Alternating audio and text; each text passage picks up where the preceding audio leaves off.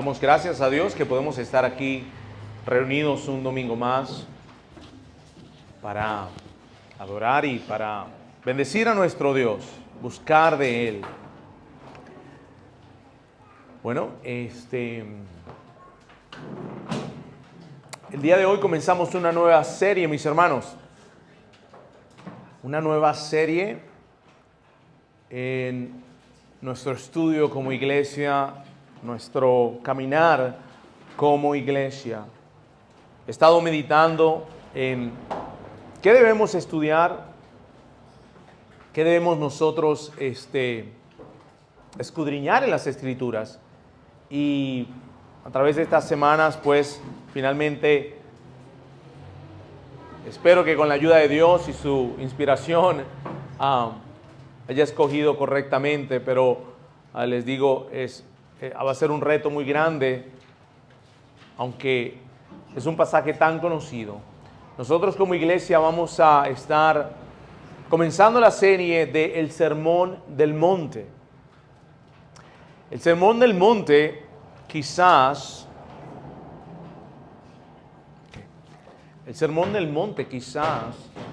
es uno de los pasajes más conocidos en la historia de la humanidad. Es decir, alguna gente, aunque no sean cristianos, ellos pueden por lo menos hacer referencia a cosas, pasajes que el Señor Jesucristo o palabras que Él habló y ni siquiera saber de dónde está en la Biblia o ni siquiera entender que es parte de el Sermón del Monte. ¿Cuántos de ustedes han escuchado? No juzgues. ¿Para qué? Para que no seas juzgado. Eso ocurre muchas veces. Muchos de nosotros hemos escuchado eso por diferentes personas que están haciendo esta clase de... Dicen eso, ¿no? ¿Cuántos de ustedes han escuchado, verdad? La regla de oro. Muchos han escuchado la regla de oro. Y son cosas que el Señor Jesucristo dijo y muchos han dicho que este es el pasaje más famoso, el sermón más famoso que que nosotros tenemos en la palabra de Dios. Y que de Él se derivan todas las otras cosas y que de Él es esa fundación para la vida cristiana. Eso es muy importante. Así que son 3 capítulos del Evangelio de Mateo, capítulos 5, 6 y 7. Nos va a llevar un buen tiempo poder realmente profundizar en estas verdades de la palabra de Dios, pero creo que va a ser de gran beneficio para nuestra iglesia. Fíjense que el Sermón del Monte nos enseña en realidad lo que significa ser un ciudadano del reino de Dios. El Sermón del Monte nos enseña lo que significa ser un cristiano. El Sermón del Monte nos enseña lo que significa ser hijo del Padre Celestial y lo que significa ser realmente un discípulo del reino de Dios. Y algo que debemos entender es que no es el Sermón del Monte. El Sermón del Monte no son unas reglas para ser cristiano. El Sermón del Monte no es para decirnos qué tenemos que nosotros hacer para ser cristianos. Es al revés. El Sermón del Monte nos dice lo que somos y por ende hacemos lo siguiente. De eso se trata el Sermón del Monte y lo vamos a ver cuidadosamente en todo lo que va a ser este tiempo. Abran sus Biblias, por favor. En el capítulo 5 del libro de Mateo, los que tienen la página, la Biblia Café, está en la página 984. 984. Capítulo 5. Cuando lo tengan me dicen que lo tienen. ¿Sí? Ok. Muy bien. Como estudiantes de la palabra de Dios, mis hermanos, usted debe estar bien pendiente porque hay cosas que vamos a decir que así como estudiamos el libro de Hebreos, hay cosas bastante que vamos a tener que estar escudriñando, batallando con el texto. Así que papel y lápiz, preparen todo ese tipo de cosas, ¿no? El Sermón del Monte. Permítame orar antes de comenzar. Señor eterno, yo te ruego que me ayudes. Yo te ruego, Señor, que a pesar de la imperfección, mi Dios, a pesar de la falta de conocimiento, preparación, que seas tú glorificándote el día de hoy y enseñando y alimentando a tu iglesia, Dios. Yo te ruego que a mis hermanos les des un corazón dispuesto y abierto, con un oído atento para aprender, Dios, y que tu gracia se manifieste en medio de nosotros. Ayúdanos, abre nuestros ojos para mirar las maravillas de tu ley. En el nombre de Jesús. Amén.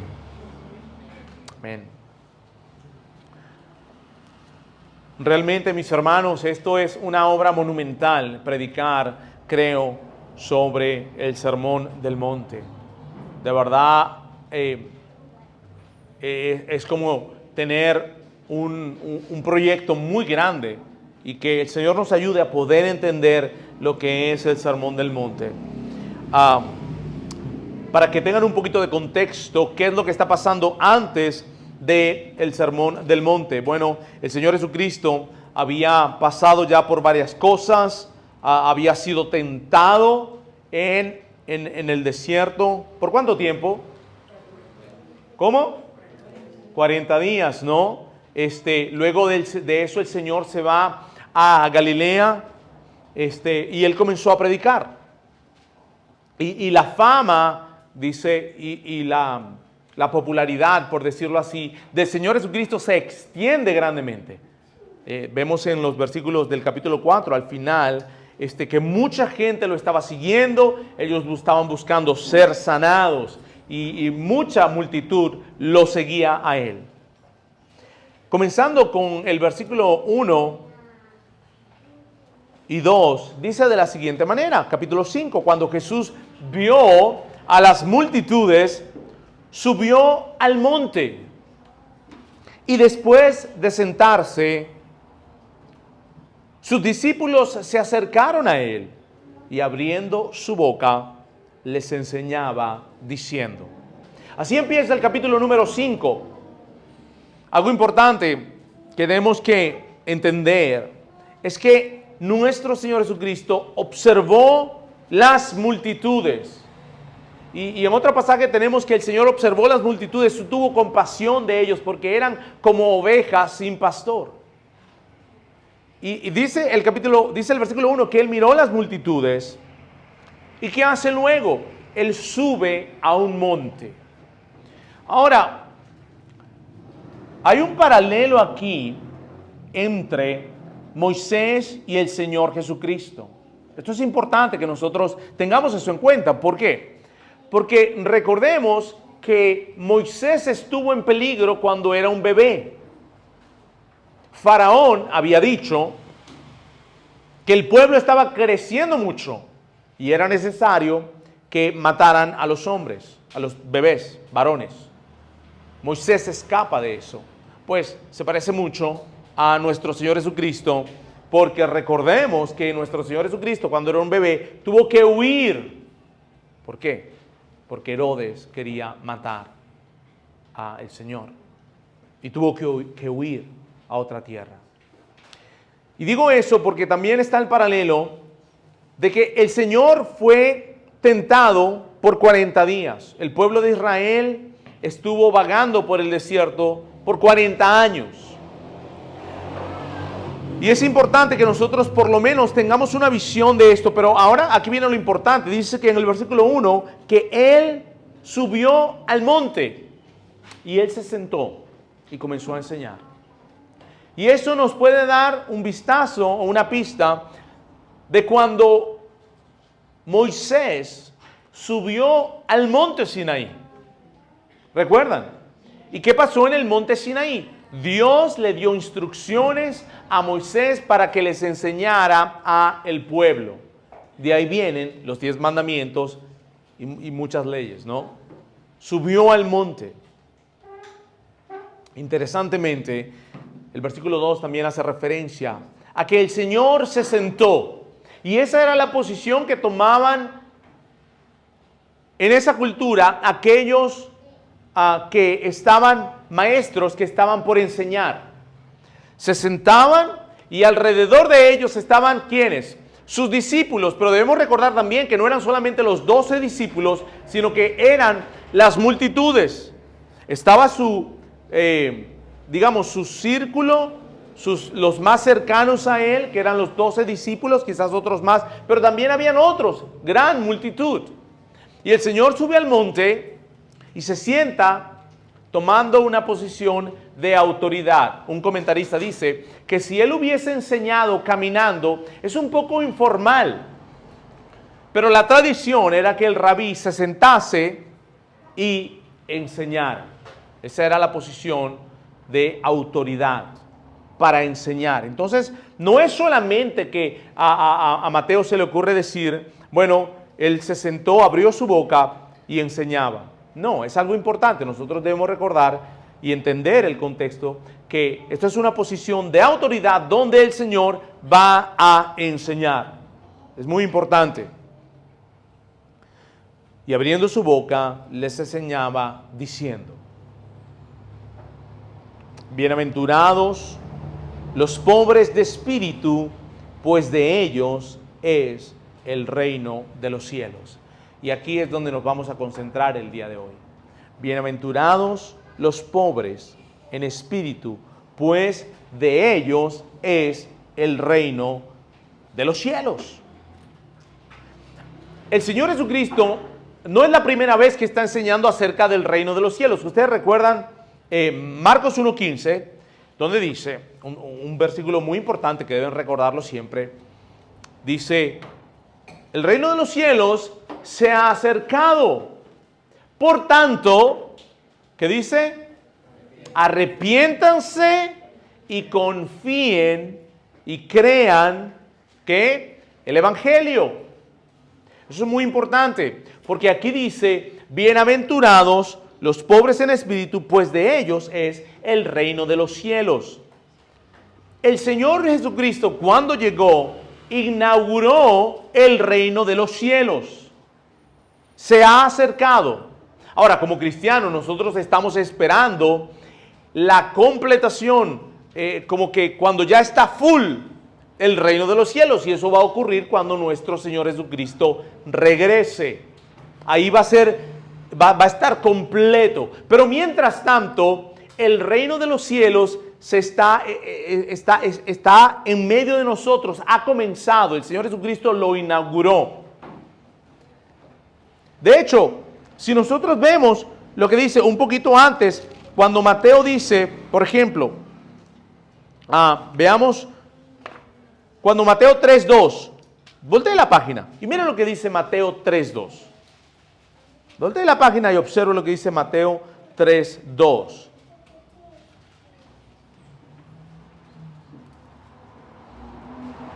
Dice, en aquellos días, desde el 1, dice, en aquellos días Juan el Bautista predicando en el desierto de Judea, diciendo: arrepiéntanse, porque el reino de los cielos, que se ha acercado.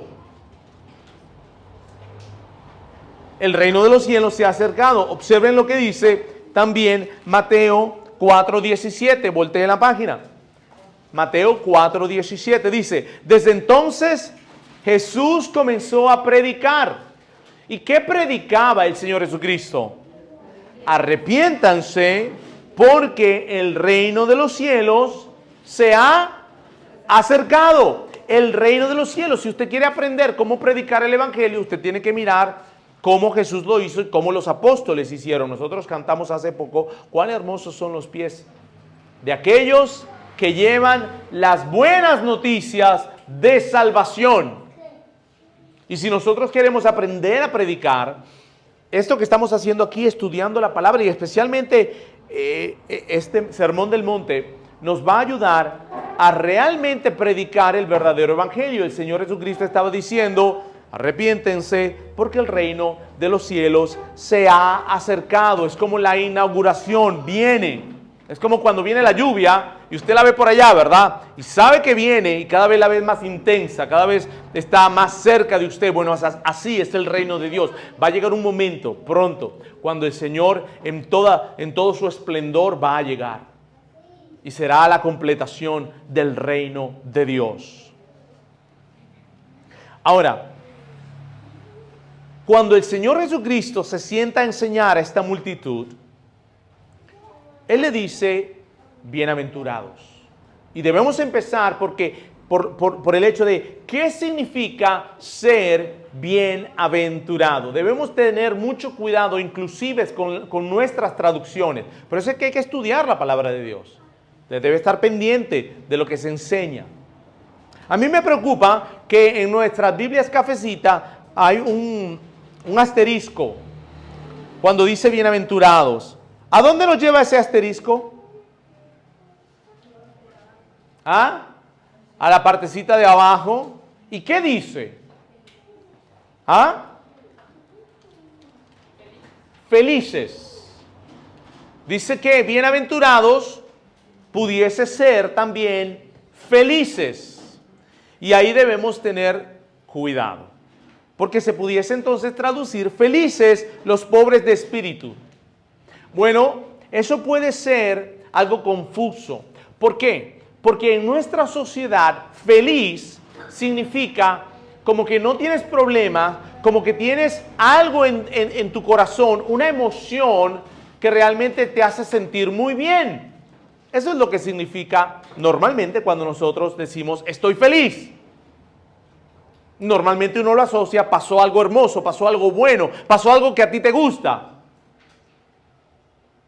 Eso es lo que nosotros entendemos cuando decimos feliz. Hay una emoción. Pero el problema es que la palabra aquí, bienaventurados, no necesariamente significa esa clase de felicidad, aunque es posible. ¿Qué es lo que ocurre? La palabra bienaventurado va mucho más allá, y lo que significa es aprobado de Dios. Es una persona que es aprobada de Dios. Es una persona que ha sido un recipiente de la gracia y el favor de Dios, colocándonos en una posición de reconciliación y de bienestar con Dios. Eso es lo que significa bienaventurado. Ahora, eso por supuesto va a traer una emoción de felicidad, ¿no es cierto? Pero no depende de las circunstancias que estén ocurriendo a nuestro alrededor. Y recuerden algo, lo que el sermón está enseñando es una descripción de los hijos de Dios. Es una descripción de los hijos de Dios. No es lo que tienes que hacer para ser hijo de Dios. No, es una descripción, algo que experimentan los hijos de Dios. Bienaventurados. Entonces, que quede claro, en primer lugar, cuidado porque en la parte de abajo dice felices.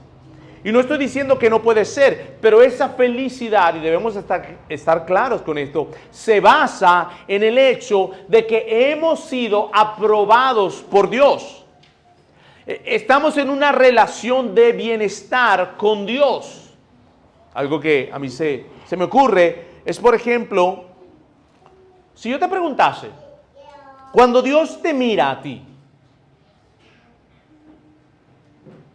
¿te mira con una expresión ceñida, así como así, o te mira sonriéndote? ¿Cómo te mira Dios? Piensa en eso. Cuando Dios te mire, suponte que tú entras en la presencia de Dios. ¿Cómo te va a mirar Dios? Nosotros como padres hacemos mucho eso, ¿verdad? Entramos al cuarto y vemos al niño que está haciendo algo malo. Nuestra expresión directamente le dice a ese niño o a esa niña si está bien con nosotros o no está bien con nosotros. Si la relación con padre e hijo o hija está bien o no. Cuando nosotros decimos bienaventurados, es una expresión que dice que estamos bien con Dios. Tenemos aprobación de Dios. Y esa aprobación se basa, por supuesto, en el sacrificio de Cristo, en el hecho de que somos recipientes de la gracia y el favor de Dios, que nos coloca en una relación muy hermosa delante de Dios. Nos coloca como amigos de Dios. Eso es lo que significa bienaventurados. Y por supuesto, no depende de las circunstancias a tu alrededor. Por eso es que no me gusta mucho decir felices, porque nuestra felicidad va y viene. Las emociones de nuestra felicidad, a eso me refiero. Pero la emoción de que somos aceptos delante de Dios es algo hermoso. Y somos aceptos delante de Dios no por el hecho de nuestro comportamiento, sino porque estamos en Cristo Jesús. Dice bienaventurado. Bienaventurados, y después dice los pobres de espíritu. Es curioso, puedo decirlo de esa forma, pero aquí el verbo está implícito. El verbo aquí es bienaventurados son los pobres de espíritus. De hecho, a los que sepan hablar inglés o a los que le meten ahí un poquito, cuando usted lee la Biblia en inglés, dice bienaventurados y después dice are, que significa son. Y en todas las bienaventuranzas siempre dice bienaventurados y después añade el verbo que es son. No sé por qué no lo hicieron en el español. Está implícito. Hay verbos que están implícitos, eso lo usamos en español. Pero bienaventurados son los pobres de espíritu. Y ahora debemos entender qué significa ser pobre de espíritu.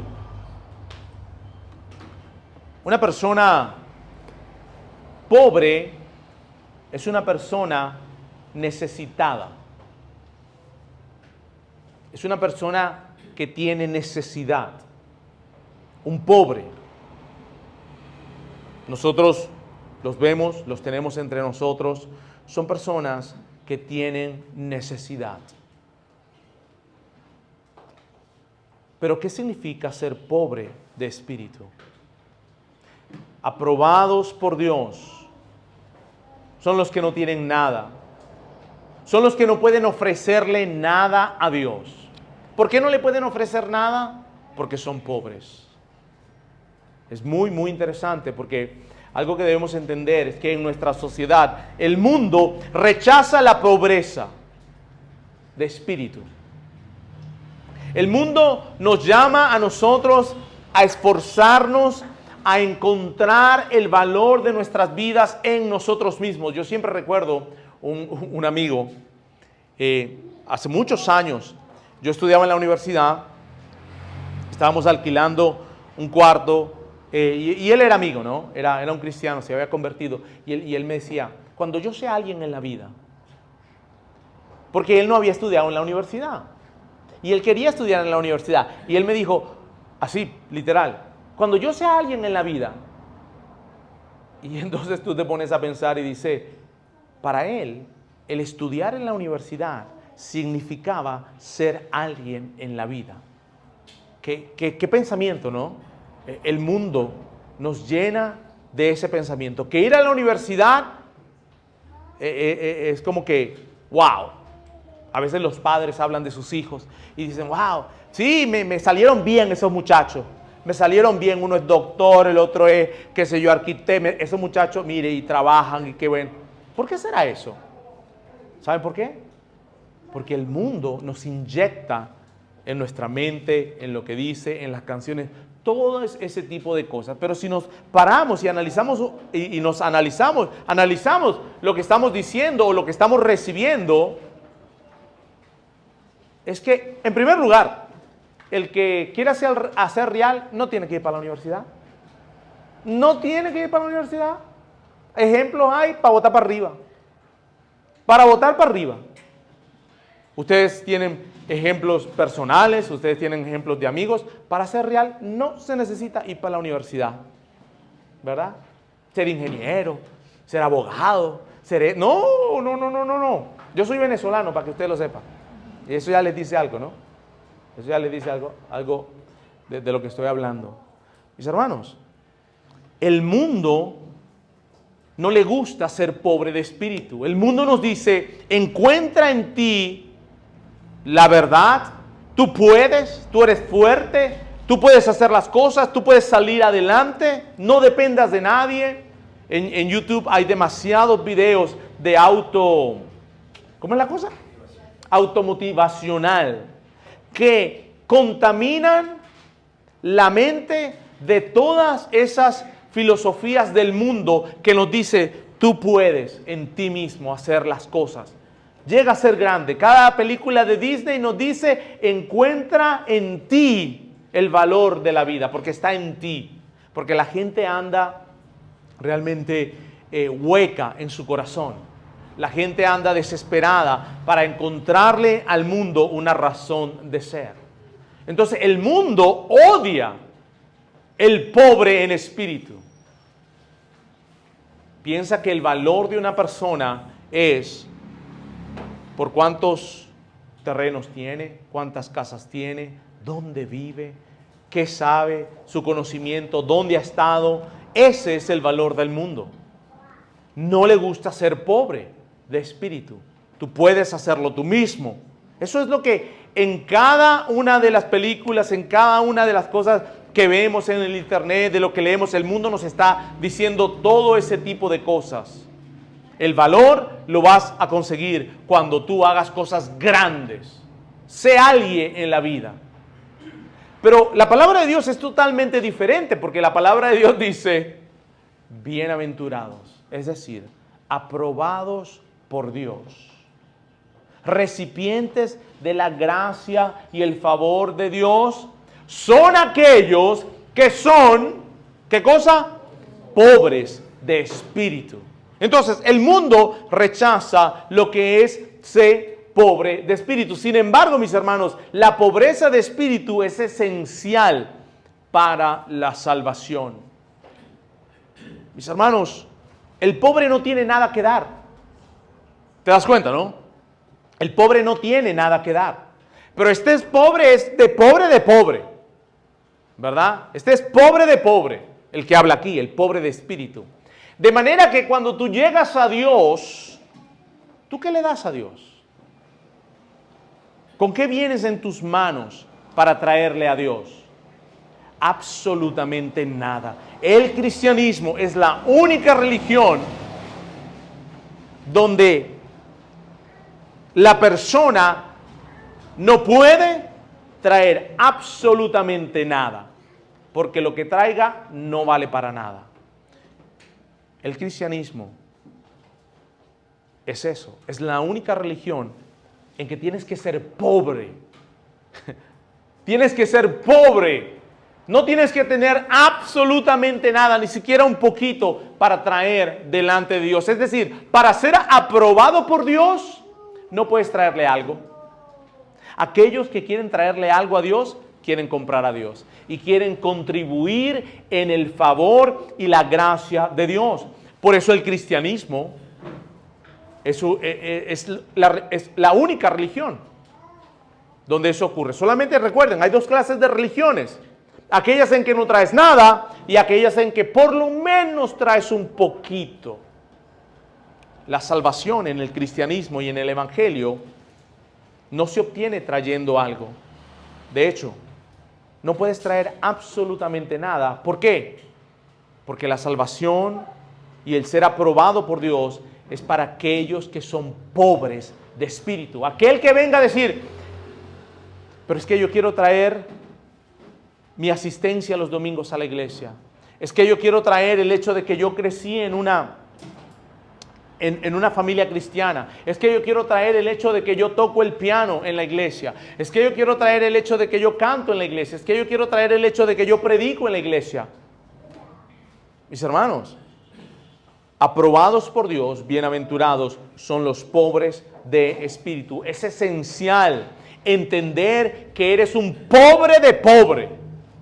Imagínate, para poder ser aprobado por Dios. Pobre de pobre, no puedes traer absolutamente nada. Es totalmente contrario a lo que el mundo te está diciendo. El mundo quiere que tú te sientas aprobado. El mundo quiere que tú te sientas digno. El mundo quiere que tú te sientas aceptado, pero realmente no puede ser. La palabra del Señor comenzó con esto. Y esto es esencial, porque bienaventurados o aprobados por Dios o recipientes de la gracia de Dios, ¿quiénes son? Los pobres de espíritus. Y cuando digo pobre, es pobre de pobre.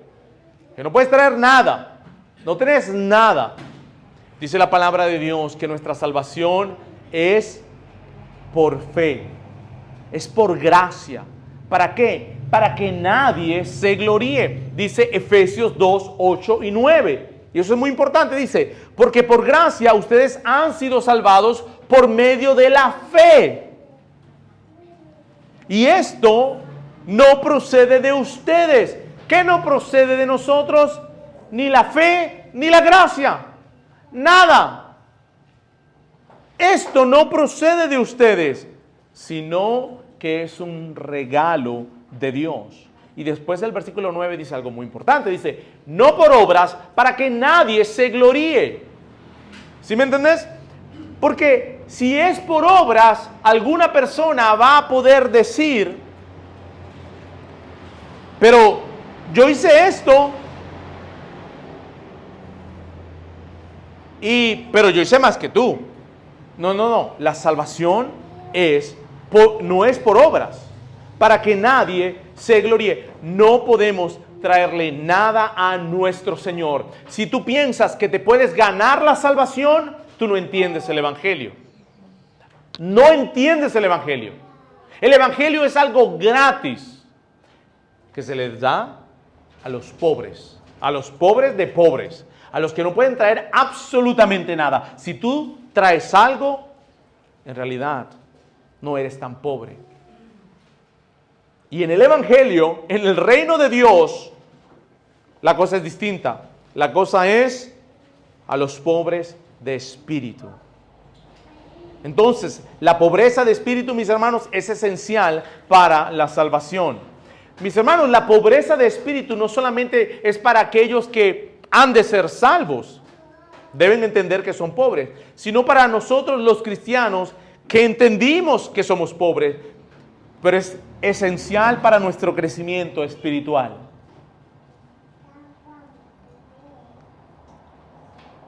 Mire, la reunión de oración, y yo lo he dicho varias veces, de nuestra iglesia, es el esqueleto de nuestra iglesia. Yo he dicho varias veces que la reunión de oración es esa gasolina para la iglesia, es esa gasolina para el servicio del día domingo. ¿Por qué? Porque en la reunión de oración nosotros declaramos, Señor, nosotros no podemos hacer nada, nosotros te necesitamos. Cada vez que usted ora, usted dice, yo no puedo hacer nada. Inclusive los que no son cristianos también oran. Cuando están en una situación tan difícil, ellos levantan sus rostros al cielo y dicen, Dios, ayúdame. Pero si ellos pudieran hacerlo ellos no están pendientes de Dios. No. Dios es solamente para lo que yo no puedo hacer. Pero si yo lo puedo hacer, tranquilo. Por eso nosotros hacemos énfasis en la reunión de oración. ¿Por qué? Porque allí decimos, Señor, somos pobres, no tenemos nada. ¿Y qué queremos? Que tú bendigas el domingo. Que tú, Señor, transformes la vida de nosotros el domingo. Y nosotros oramos porque el domingo el Señor sea glorificado. Venimos a Él pobres.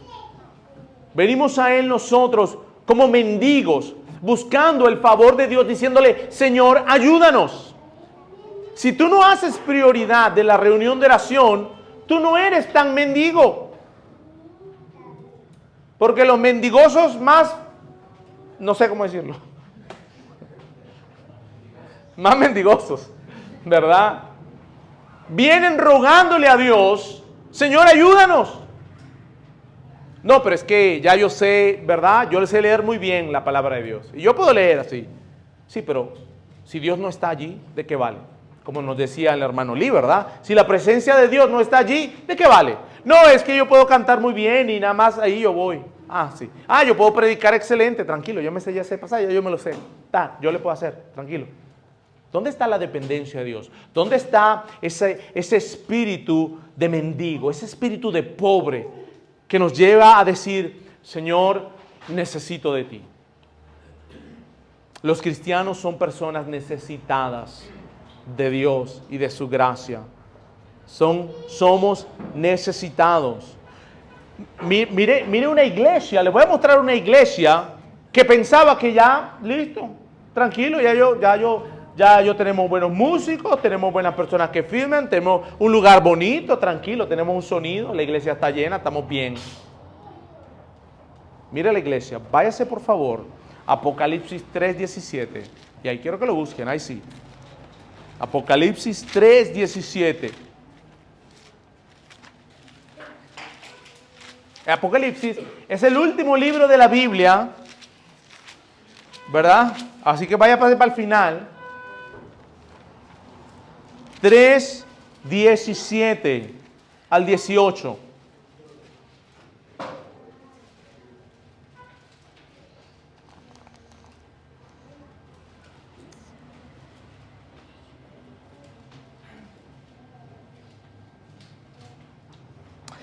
Este es un mensaje hoy duro para la iglesia de la Odisea. Y creo que tenemos que leer desde el 14 para que entendamos un poquito de contexto. Pero este es un mensaje duro, mi hermano.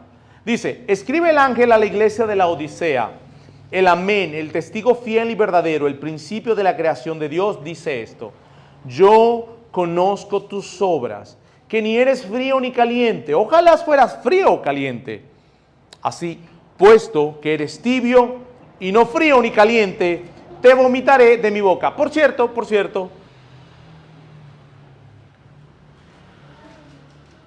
el reclamo es que no eres ni frío ni caliente. Pero yo no sé por qué, claro, lo usamos así, ¿no? Pero yo no sé por qué a algunos siempre les gusta, yo no quiero estar frío. El reclamo aquí es que ni eres ni frío ni caliente, es decir, ni chicha ni limonada, sino que entre. Ese es el problema, ¿no? Ese es el problema aquí. Y dice, el 17, porque dices, aquí está lo que hace un tibio.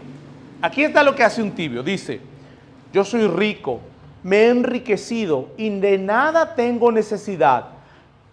¿No sabes que eres un miserable y digno de lástima y pobre, ciego y desnudo?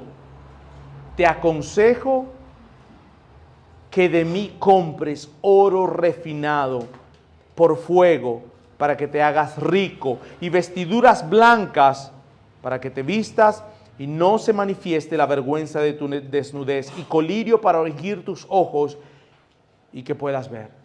¿Cuál era la posición de la iglesia de la Odisea? Tranquilo, yo soy rico, me he enriquecido y yo no tengo necesidad de nada. Esa es la actitud de la iglesia de la Odisea. Y el Señor lo reprende de una forma muy dura. Y el versículo 18, ahí mismo en el versículo 17, dice, ¿no sabes que eres un miserable y digno de lástima y pobre y ciego y desnudo? Ellos no entendían que ellos eran eso. Y se habían acostumbrado a no ser mendigos. Y aquí está lo que yo estaba buscando. Porque nosotros somos mendigos miserables, dignos de lástima, pobres, ciegos y desnudos. Ese me gusta más. Los cristianos somos mendigos, miserables y dignos de lástima, y pobres y ciegos y desnudos. Eso es un cristiano. Alguien dijo una vez, yo soy un mendigo cuando predicamos la palabra de Dios. Yo soy un mendigo diciéndole a otro, yo soy un mendigo miserable, diciéndole a otro mendigo, ¿qué cosa? ¿Dónde encontrar pan? Eso es lo que somos nosotros como cristianos. Pero qué irónico es que somos bienaventurados. ¿Te das cuenta de la cosa, no? Es al revés, es pata para arriba. ¿Por qué? Porque nosotros somos pobres, mendigos miserables, dignos de lástima, ciegos y desnudos, y somos bienaventurados. Bienaventurados, aprobados por Dios, recipientes de la gracia y el favor de Dios. ¿Tú te ves así? En el fondo de tu corazón, ¿tú te ves como un pobre mendigo miserable? ¿Digno de lástima? ¿Ciego y desnudo? ¿Tú te ves así espiritualmente? Mis hermanos, si en la mañana nosotros nos levantamos y nosotros entendemos que somos mendigos miserables, eso es rápido y a buscar pan. Señor, ayúdame en el día de hoy. Dame de tu gracia. A veces nos queremos levantar y hacer todo lo que tenemos que hacer. Levántate un poquito más temprano, unos 10 minutos más temprano, para que estés delante de Dios y puedas decirle, Señor, ayúdame. Yo necesito de ti. Yo soy un mendigo. Yo necesito comer de ti. No puedo hacer las cosas. Yo necesito ayuda. Ayúdame. Como decía, la ironía es que nosotros somos bienaventurados. ¿Cuál es la razón por qué somos bienaventurados? La parte última del versículo lo dice en el capítulo 5. Vámonos para Mateo otra vez. Dice, pues de ellos es el reino de los cielos.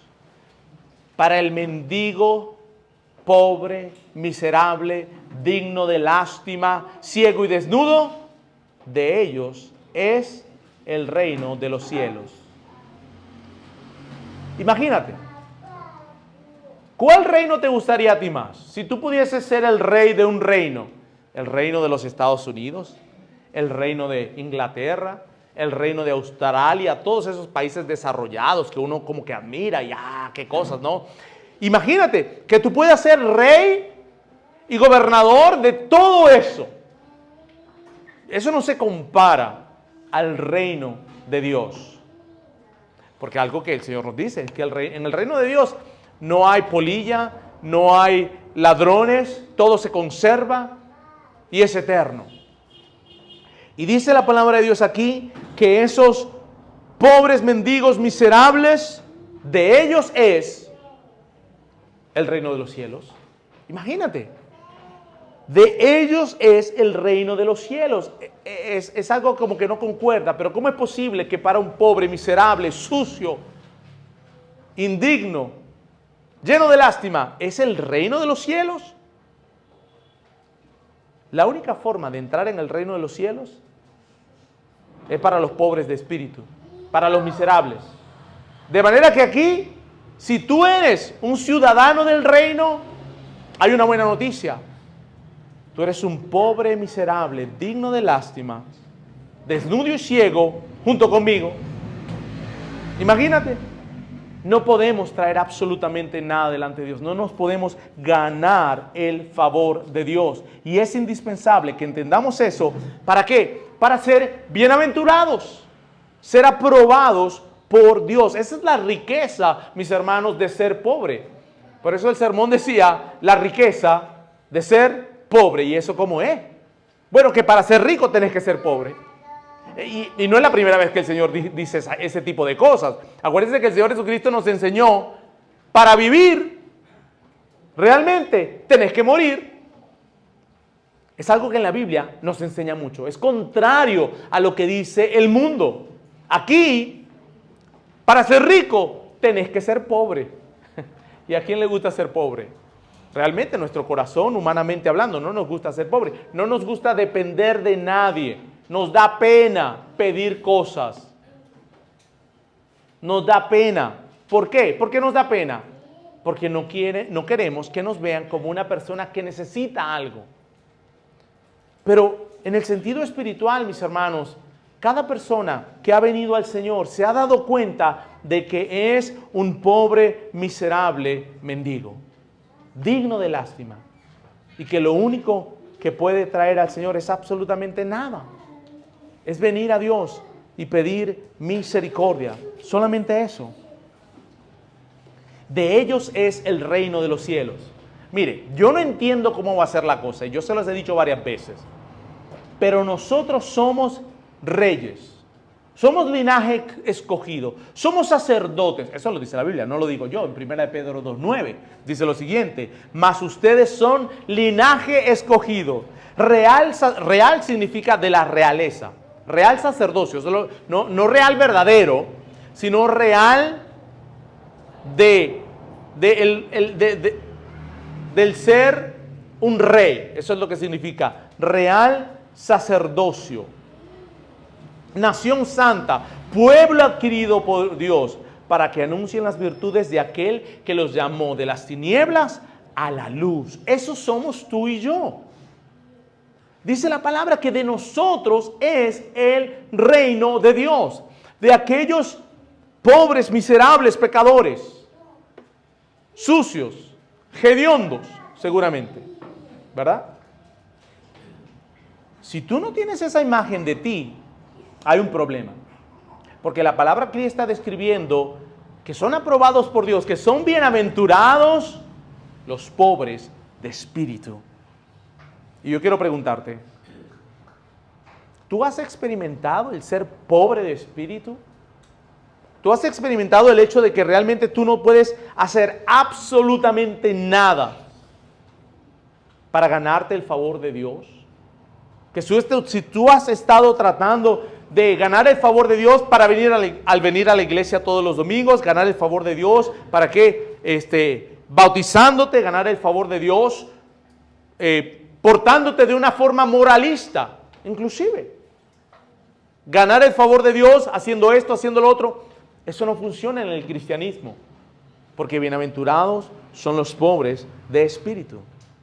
Y para nosotros, que hemos comprendido, no totalmente, pero hemos comprendido que somos mendigos, ¿verdad? Miserables, dignos de lástima. Para nosotros que hemos comprendido eso, debemos permanecer allí. Debemos tener cuidado de no comenzar a ya creernos gran cosa, a ya creernos que ya no la sabemos, a ya creernos que realmente ahora sí podemos aportar algo para el Señor. No importa cuál sea tu posición, nunca debemos creer que tenemos algo para aportar al Señor, porque eso va a truncar nuestro crecimiento espiritual y nos puede pasar como le pasó a la iglesia de la Odisea. Ellos decían, tranquilo, yo soy rico, no te preocupes, yo estoy bien. No, cuando el Señor les decía, en realidad no eres rico, eres pobre, eres miserable, eres desnudo y no te has dado cuenta.